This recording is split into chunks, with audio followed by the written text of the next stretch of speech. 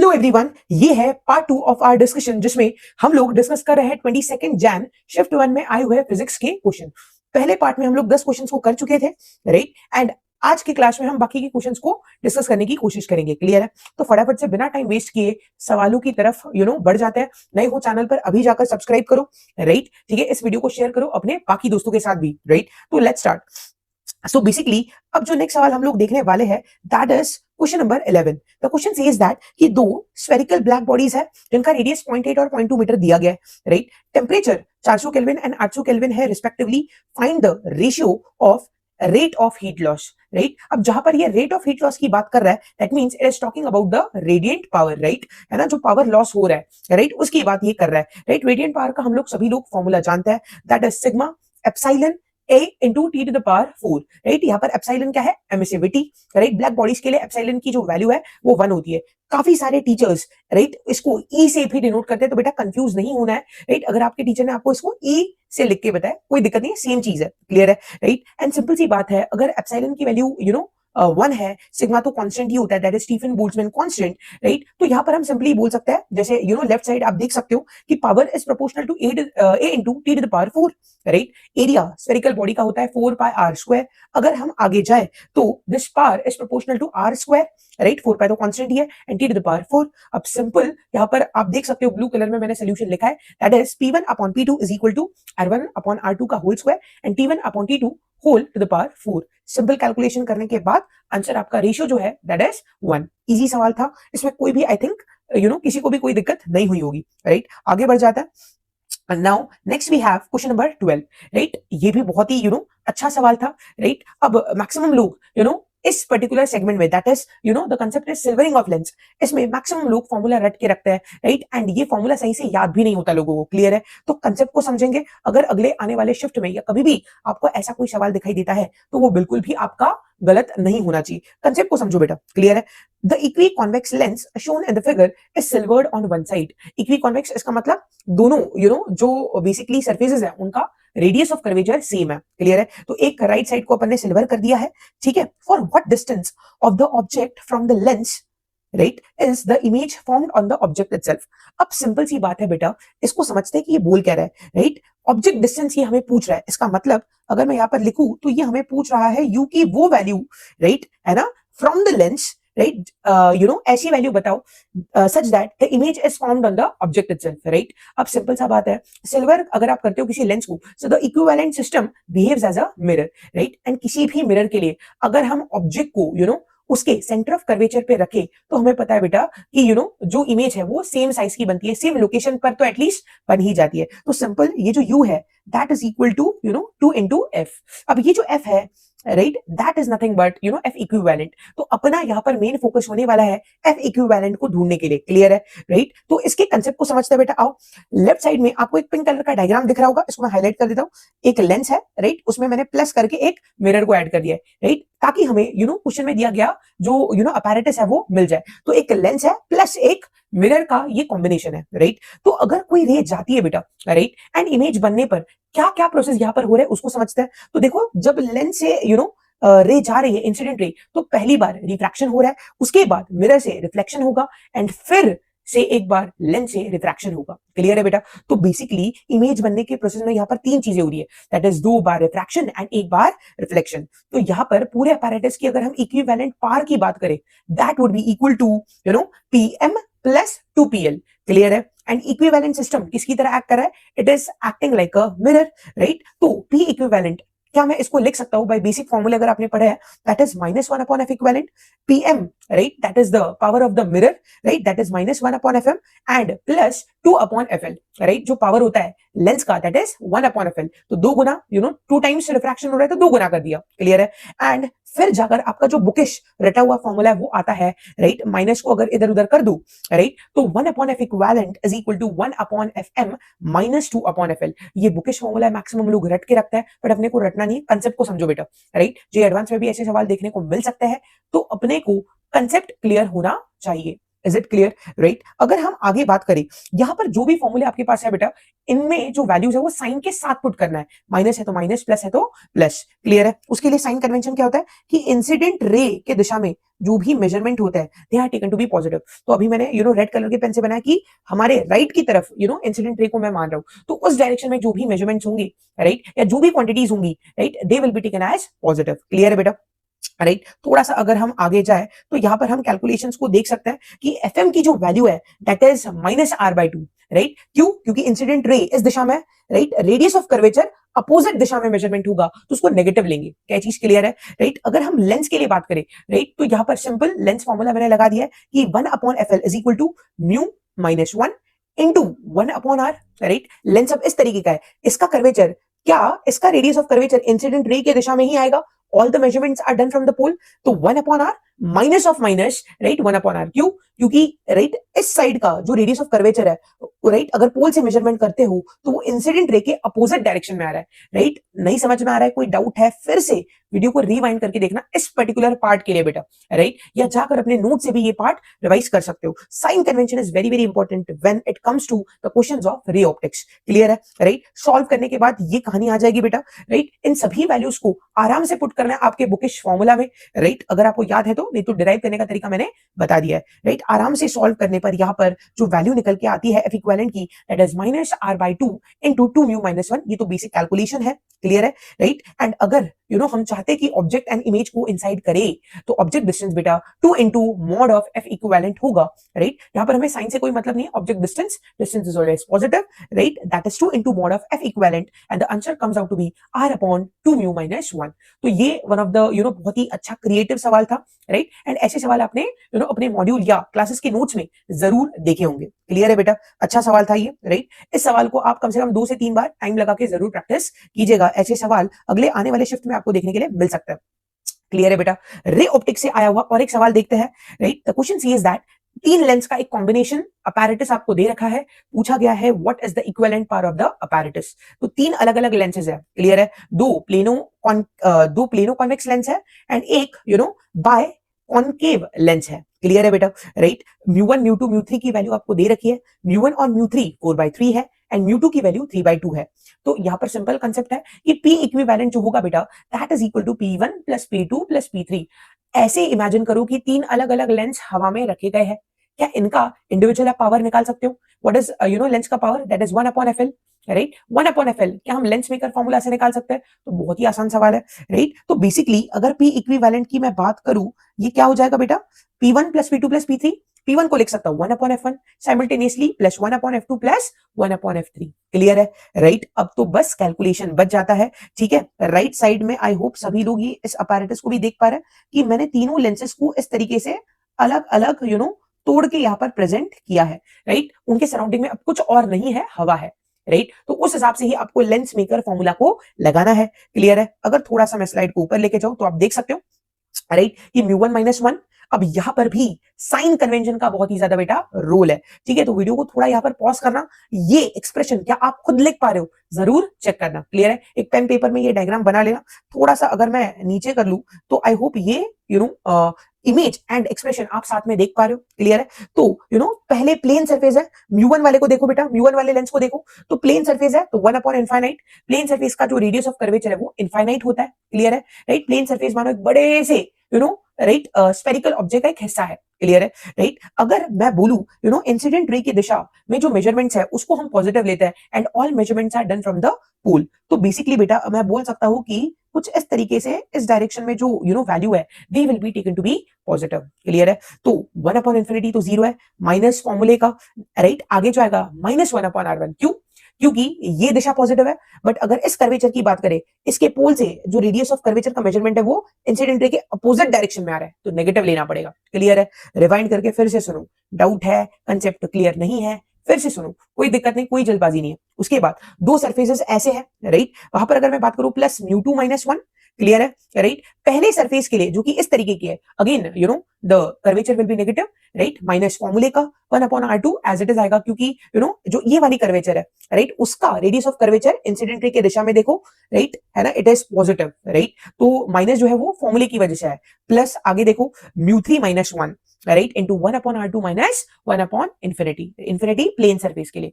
I hope सभी लोग इस एक्सप्रेशन को लिख पा रहे हो ना? नहीं लिख पा रहे हो, कोई दिक्कत है कमेंट सेक्शन में जरूर आप मुझे मैसेज करके बताना, क्लियर है? तो आगे उसके बाद कोई खास बात नहीं थी, बस वैल्यू का सब्स्टिट्यूशन है, राइट, बेसिक मैथमेटिक्स है, एंड यहाँ पर आपको आपका इक्विवेलेंट पावर मिल जाएगा। तो यहाँ पर मेन जो चीज है, आराम के साथ आराम से पेशेंस रखकर यहाँ पर एक्सप्रेशन लिखते आना चाहिए, साइन कन्वेंशन का ध्यान देना है, कोई गड़बड़ हड़बड़ी नहीं करनी है, क्लियर कट कैलकुलेशन है, सिंपल सवाल होते हैं बेटा, राइट, अगर आपका साइन कन्वेंशन क्लियर है तो। अगला सवाल देखते हैं, ये बहुत ही कंट्रोवर्सी चल रही है मार्केट में कि मैं कि भाई पोटेंशियोमीटर का सवाल आ गया, पोटेंशियोमीटर का सवाल आ गया। कोई ऐसी खास बात नहीं थी, अगर किसी को नहीं पता है व्हाट इज अ पोटेंशियोमीटर, फिर भी बेसिक माइंडसेट के साथ आप इस सवाल को बिल्कुल कर सकते हो, राइट। तो गिवन सर्किट में बैटरी से कितना करंट डिलीवर कर रही है बैटरी, ये यहाँ पर पूछा गया था, this is question number 14, right. यहाँ पर बोल रहा है बेटा, देख रहे हो 2 ओम से निकलने वाली जो तार है वो 1 ओम के मिड पॉइंट पे हिट कर रही है, तो जाहिर सी बात है कि हम ये नहीं बोल सकते कि 1 ओम का ये जो रेजिस्टेंस है ये 2 हिस्सों में बट गया, हाफ एंड हाफ, राइट। ये अगर आपको क्लियर हो गया है तो इसके बाद हम एक नया सर्किट डायग्राम बना सकते हैं जो कि आपको पूरी क्लैरिटी दे देगा, राइट। मैंने वहां पर लिखा भी है नोट पॉइंट रेड कलर में कि mid point simply means resistance gets divided into half, इसका मतलब 1 ओम 2 आधे आधे ओम के रेजिस्टेंस में बेटा बढ़ जाएंगे। रीड्रॉ करते हैं सर्किट को, 0.9 वोल्ट का वहां पर एक बैटरी था, आधे आधे ओम के 2 रेजिस्टेंस स्प्लिट हो चुके हैं, राइट। अब सर्किट को थोड़ा बढ़िया तरीके से देखो तो हाफ ओम लेफ्ट साइड वाला एंड उसके नीचे जो 2 ओम है ये दोनों बेटा पैरेलल में, लिखा भी है मैंने वहां पर रेड कलर में, right, and the equivalent resistance is considered to be R dash,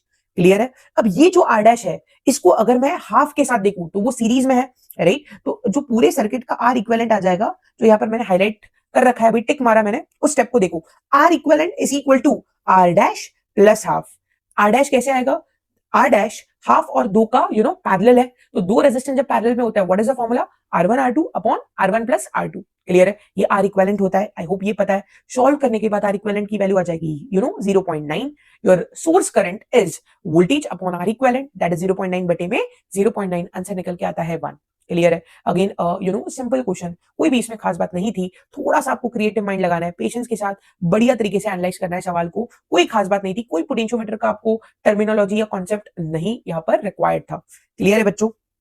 चलो आगे जाते हैं, yes again and amazing question, ठीक है, यस, राइट, ऐसे क्वेश्चन अपन ने बहुत सारे कॉम्प्लेक्स लेवल पे क्लासेस में कर रखे हैं, राइट। तो देखते हैं इन क्वेश्चंस को भी कि व्हाट डज द क्वेश्चन से। क्वेश्चन नंबर 15 है, बोला क्या है कि पार्टिकल जो फिगर में शोन है is just able to complete vertical circular motion। अब बेटा just able to complete का एक सिंपल सा कंक्लूजन मैंने याद रखने के लिए बोला था कि बॉटम मोस्ट पॉइंट पे जो उसकी मिनिमम वेलोसिटी, राइट, जो उसको देनी पड़ेगी दैट इज √5gr, राइट। अगर आप मिनिमम इतनी वेलोसिटी देते हो देन द पार्टिकल, राइट, और the object will just complete the VCM, clear है। याद है इसका ट्रिक भी बताया था कि बॉटम मोस्ट पॉइंट पे कितना आता है बेटा, बॉटम मोस्ट पॉइंट पे √5gr, फिर 2 कम कर दो तो अगर 90 डिग्री ये ऊपर चला गया तो दैट इज √3gr, और 2 कम कर दो तो टॉप मोस्ट पॉइंट पे होता है √gr। ये ट्रिक बताई थी, याद है, राइट। बॉटम मोस्ट पॉइंट पे टेंशन निकल के आता है 6 mg, फिर 3 से कम करो टेंशन को, यहाँ पर बॉटम मोस्ट पॉइंट पे 6 mg, राइट, 90 डिग्री ऊपर कितना 3 घटा दो तो 3 mg, और 3 घटा दो तो ऊपर 0।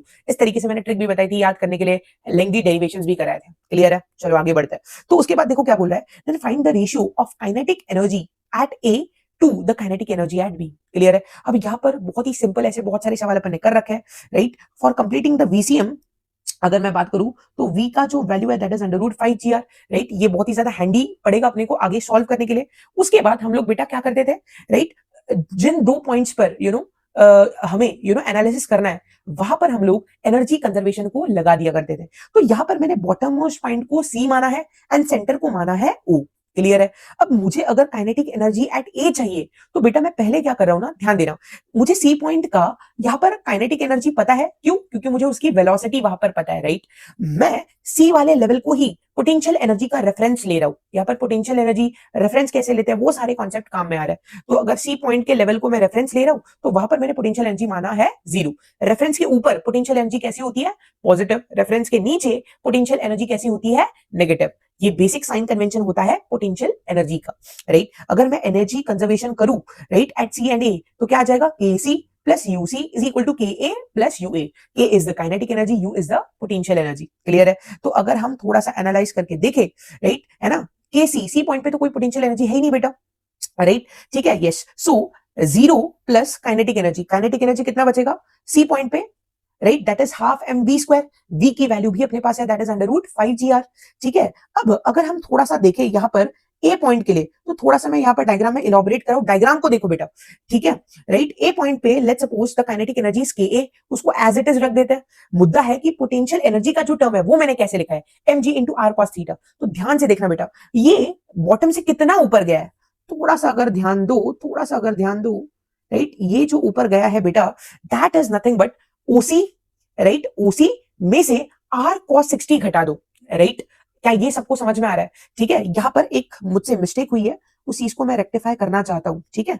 अगर मैं बात करूं बेटा यहाँ पर, ठीक है, OA का कंपोनेंट क्या आ जाएगा, that is R cos 60, agree कर रहे हैं सभी लोग। तो mg के साथ जो टर्म आएगा that is R minus R cos 60। क्या ये चीज क्लियर है सभी लोगों को, राइट? mg इनटू h होता है, तो यहाँ पर h क्या है, पूरा r में से OA का कंपोनेंट घटा दो, राइट। तो OC minus R cos 60, OC की वैल्यू r थी तो r minus R cos 60। Basic अब सॉल्व करने के बाद आपको Ka मिल जाएगा, राइट। Ka को एक साइड रखो, बाकी सारे टर्म्स को दूसरे साइड लेके जाओ, v की value under root 5gr substitute करो बेटा, क्लियर है। Ka मिल गया, this is equation number 1, right. आगे अगर हम बढ़े तो सिमिलरली अपने को करना है energy conservation at C and B. अब बी टॉप मोस्ट पॉइंट है, राइट। यहां पर भी Kc की वैल्यू कितनी है, half m v square, v की वैल्यू अंडर रूट 5gr डाली है, प्लस 0 क्योंकि वही रेफरेंस है, राइट। अब Kb एज इट इज मैंने रखा है। मुद्दा यहां पर ये है ub कितना वो ऊपर है बेटा, mg into R plus R cos 60। क्या ये आपको समझ में आया? फिर मैं डायग्राम के माध्यम से आपको समझाने की कोशिश कर रहा हूं, राइट। तो देखो बेटा, b कितना ऊपर है ग्राउंड से, c के लेवल से कितना ऊपर है, इसको देख लेते हैं। तो यहां पर अगर मैं बात करूं इस तरीके से, यहां पर ये कंपोनेंट कितना हो जाएगा, again that is R cos of 60 degree, clear है।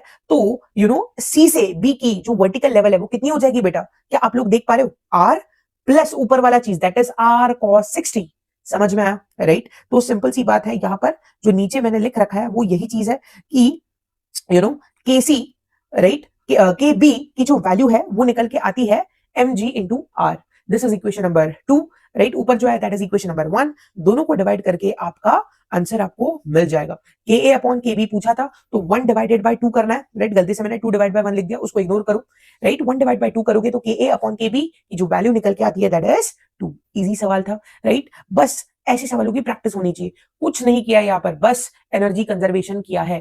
K initial plus U initial equal to K final plus U final, clear है बेटा, राइट। अगर थोड़ा सा इसमें और ट्विस्ट डालना है, टेंशन वेंशन अगर पूछ लिया तो सिंपल NLM की इक्वेशन अपने को लिखते आनी चाहिए, क्लियर है, राइट। आई होप अभी तक सारी चीजें स्मूथ जा रही है एंड आपको हर क्वेश्चन समझ में आ रहा है, राइट। नोट्स आपको मिल जाएंगे व्हाट्सएप ग्रुप के ऊपर, बट एक बार आपको इन सभी सवालों को सॉल्व जरूर करना है बेटा, क्लियर है। इसीलिए मैंने इस डिस्कशन को एक डिस्कशन ही रखा, ना कि मैं बच्चों की तरह सॉल्व कर रहा हूं। मेरा काम है बस आपको कंसेप्ट पहुंचाना, क्लियर है। सॉल्व तो आप ही को करना है। ये सारे क्वेश्चंस क्लियर तभी होंगे जब आप सॉल्व करोगे, राइट। आगे बढ़ते हैं बेटा, क्या बोल रहा है the next question number 16 says that एक लाइट जिसका वेवलेंथ 550 नैनोमीटर है, राइट। ये सीरियम और लिथियम दो मेटल के सरफेस पे इंसिडेंट है। वर्क फंक्शन अपने को दिया है सीरियम का 1.9 एंड लिथियम का 2.5 eV। The electron will be ejected from, पूछ रहा है कि इलेक्ट्रॉन किस सरफेस से बाहर आएगा। अब अपने को पता है बेटा राइट कि जब लाइट आ रही है फोटॉन्स को ला रही है,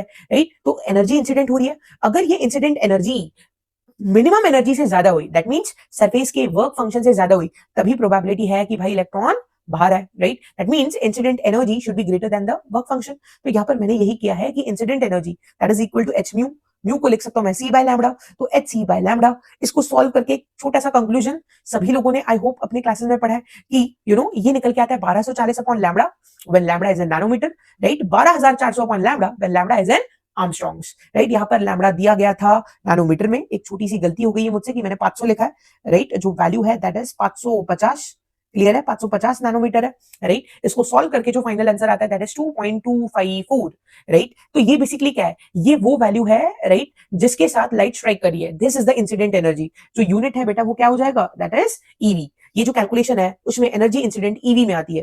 तो यहां पर मुझे बताओ बेटा, राइट, क्या ये जो इंसिडेंट एनर्जी है, क्या ये सीरियम के वर्क फंक्शन से ज्यादा है? यस, सीरियम का वर्क फंक्शन 1.9 है, बट अवेलेबल एनर्जी 2.254 है। इसका मतलब 100% वहां से तो इलेक्ट्रॉन इजेक्ट हो ही रहा है, राइट। क्या ये लिथियम से इजेक्ट होगा? नहीं, लिथियम का मिनिमम रिक्वायरमेंट था बेटा 2.5 एंड अपने पास उतना है ही नहीं। तो सिंपल सी बात है कि सिर्फ सीरियम से इलेक्ट्रॉन इजेक्ट होगा, राइट, क्लियर है, राइट। जो लिथियम है उससे इलेक्ट्रॉन इजेक्ट नहीं होगा, क्लियर। आगे बढ़ सकता है, चलो, राइट। ये था question number 16। Let's move on to question number 17। Again एक बढ़िया क्रिएटिव सवाल, राइट। पीवाईक्यूज अगर सॉल्व किए तो पिछले सालों में इस पर्टिकुलर कंसेप्ट से बहुत ही तगड़े मजेदार सवाल है, राइट, ठीक है। तो अगेन ये जो बेसिकली इलेक्ट्रोस्टैटिक्स एंड काइनेमेटिक्स का मिक्सचर वाला सवाल है, इन सभी सवालों को आप पीवाईक्यू में जाके जरूर कर लेना बेटा। ये तो सिंपल था, बट इसके जो तगड़े सवाल है जो पिछले पीवाईक्यूज में आ रखे हैं, वो अगले कुछ शिफ्ट्स में आने की प्रोबेबिलिटी बढ़ जाती है, राइट। तो जाके उन सवालों को पहले रिवाइज कर लो, राइट। बात करते हैं इस पर्टिकुलर सवाल की। बोल रहा है कि एक पैरेलल प्लेट कैपेसिटर अवेलेबल है, राइट। देख रहे हो आप, ऊपर प्लस नीचे माइनस, एंड जाहिर सी बात है अगर प्लस माइनस है तो उन दोनों के बीच में एक इलेक्ट्रिक फील्ड होगी। इस इलेक्ट्रिक फील्ड की जो वैल्यू है दैट इज 9.1 न्यूटन पर कूलम, राइट। अगर हम वेक्टोरियली लिखे तो it will be -9.1 into J cap, क्योंकि नीचे के डायरेक्शन में, क्लियर है बेटा। बोला जा रहा है इनिशियल वेलोसिटी सिर्फ एक्स डायरेक्शन में है, राइट, एंड हमने इलेक्ट्रॉन को उस फील्ड में फेंका है, राइट। एक्स डायरेक्शन में ही उसके पास इनिशियल वेलोसिटी थी, initial velocity in the y direction नहीं थी। Initial velocity in the y direction is equal to 0। अच्छा, मुझे बताओ, थोड़ा रिवाइज कर लेते हैं। ई नीचे था, राइट, ई के, राइट, इस पर्टिकुलर इलेक्ट्रिक फील्ड में मैंने एक इलेक्ट्रॉन को फेंका, राइट। इलेक्ट्रॉन नेगेटिवली चार्ज होता है, क्या सिंपल सा बात है, इलेक्ट्रॉन के ऊपर फोर्स फील्ड की अपोजिट दिशा में लगेगा। इसका मतलब इलेक्ट्रॉन वाई डायरेक्शन में फोर्स महसूस करेगा। अगर वाई डायरेक्शन में फोर्स है तो वाई डायरेक्शन में एक्सेलरेशन भी होगा, क्लियर है। इसका मतलब इनिशियली तो कोई वेलोसिटी वाई डायरेक्शन में नहीं थी, बट क्या फाइनली समय के साथ क्या वाई डायरेक्शन में कुछ वेलोसिटी आएगी बेटा? यस। क्या एक्स डायरेक्शन में कोई फील्ड है? नो। क्या एक्स डायरेक्शन में कोई फोर्स है? नो। क्या एक्स डायरेक्शन में कोई एक्सेलरेशन आएगा? नहीं। इसका मतलब जो एक्स डायरेक्शन में वेलोसिटी है दैट विल रिमेन कांस्टेंट। क्या ये थॉट प्रोसेस सभी लोगों को क्लियर है? अब देखो सवाल पूछ क्या रहा है। लेंथ दिया बेटा 10 सेंटीमीटर, ठीक है। तो बोला जा रहा है कि value of v y, finally v y की वो वैल्यू बताओ जब इलेक्ट्रॉन प्लेट के बाहर आए, राइट। तो सबसे पहले हम लोग क्या कर लेते हैं ना, पिंक कलर देखो, पिंक कलर की लाइन देखो। क्या हम सबसे पहले टाइम निकाल सकते हैं, राइट, क्योंकि एक्स डायरेक्शन में तो वेलोसिटी कांस्टेंट है एंड एक्स डायरेक्शन में 10 सेंटीमीटर कवर कर ही रहा है। तो 10 सेंटीमीटर को कवर करने के लिए कितना समय लगा, राइट, ठीक है। That is calculated by the expression t is equal to l divided by v x, right. And इसी समय में क्या वो वाई डायरेक्शन में कुछ वेलोसिटी गेन कर लेगा, राइट। उसके लिए हम लोग वाई डायरेक्शन में इक्वेशन ऑफ मोशन लगा देंगे, that is v y is equal to u y plus a y into d, right. ये हम तभी लगा पा रहे हैं क्योंकि acceleration in the y direction is constant and that is equal to q e divided by m. Q is the charge of electron, e is the available electric field and m is the mass of electron. Clear है बेटा? अगर ज्यादा fast लग रहा है video तो pause करके आराम से आप स्लो मोशन में भी देख सकते हो, कोई दिक्कत नहीं, कोई जल्दबाजी नहीं अपने पास, राइट। समय ही समय। तो इनिशियली वाई डायरेक्शन में कोई वेलोसिटी नहीं थी तो u y is equal to 0, clear है। तो v y is equal to a y into t. Notes देखो बेटा अच्छे से, राइट। ए वाई की वैल्यू कांस्टेंट है तभी हम लोग इक्वेशन ऑफ मोशन लगा पा रहे हैं, क्लियर है बेटा, राइट। आगे जाकर आप देख सकते हो कि ए वाई की वैल्यू यहां पर मैंने सब्स्टिट्यूट की है। ये जो पूरा टर्म है that is a y and ये जो साइड में आपको टर्म दिख रहा है दैट इज टी। तो v y is equal to a y into t, right. Value डालने हैं, बहुत ही सिंपल कैलकुलेशन था, कोई ऐसा कॉम्प्लेक्स कैलकुलेशन आपके लिए नहीं दिया गया था। सिंपल सॉल्व करके आंसर निकल के आता है दैट इज 1.6 इंटू 10⁵ मीटर पर सेकंड। क्लियर है बच्चों, राइट। आई होप यहां तक सभी लोगों को सारे क्वेश्चन समझ में आए हैं, क्लियर है। चलो आगे बढ़ जाता है। The next particular question is question number 18, right. What does the question से? क्वेश्चन बोल रहा है बेटा कि एक मास एम एंड आर रेडियस का स्फीयर अवेलेबल है, ठीक है, राइट। कुछ दूरी पर, राइट, एक पॉइंट मास रखा गया था, तो उन दोनों के बीच, स्फीयर और पॉइंट मास के बीच जो फोर्स है दैट इज एफ। उसके बाद बोला गया है कि कॉन्सेंट्रिक तरीके से m/7 मास को रिमूव कर दिया गया है।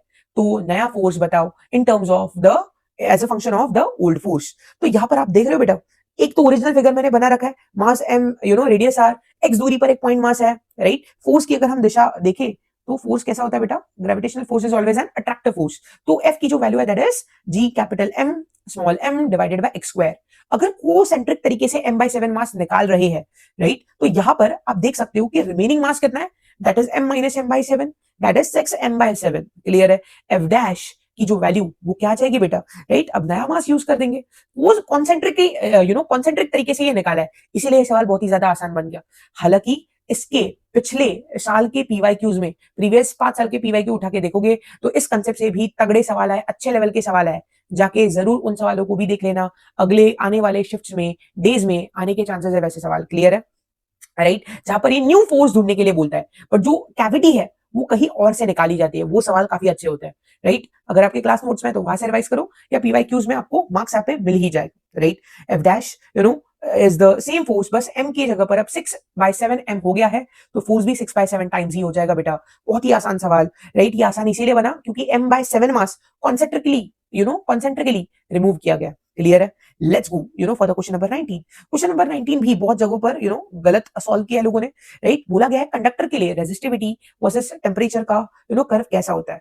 तो बेटा अगर हम बात करें rho is equal to rho naught into 1 plus alpha delta T, यही एक्सप्रेशन वैलिड है। एंड अगर हम देखें नॉर्मल टेम्परेचर पे ये एक स्ट्रेट लाइन कर्व ही होता है। हालांकि कुछ स्पेशल केसेस में नॉन लीनियर जो वेरिएशन है ये शो होता है at very high temperatures, right. ठीक है, तो ऑप्शन में अगर आप मुझसे पूछे तो द स्ट्रेट लाइन वाला कर्व ही सही आंसर होना चाहिए था, क्योंकि जो आपका कर्व्ड, राइट, जो एक पैराबोलिक कर दिया था वो कुछ ज्यादा ही पैराबोलिक था। उसमें इनिशियली एक स्ट्रेट लाइन वाला रास्ता होता तो वो ज्यादा सही होता, जैसे मैंने यहाँ पर आपके सामने बनाया। क्लियर है बेटा। तो ये एक सवाल आया था, ठीक है, चलो इजी सवाल था।